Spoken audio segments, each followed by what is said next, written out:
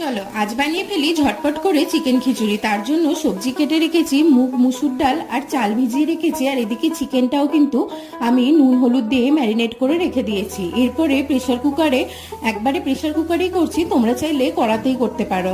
আমি সর্ষের তেলের মধ্যে জিরে আর শুকনো লঙ্কা ফোড়ন দিয়ে পেঁয়াজটাকে নুন আর চিনি দিয়ে ভালোভাবে ভেজে নেব। তারপরে আদা রসুনের পেস্ট আর তার সাথে কিছু কুচিয়ে রাখা টমেটো দিয়ে ভালো করে মশলাটা কষে নেওয়ার পর জিরের গুঁড়ো আর ধনের গুঁড়ো, হলুদ গুঁড়ো আর একটু লঙ্কার গুঁড়ো দিয়ে ভালোভাবে কষিয়ে নেব।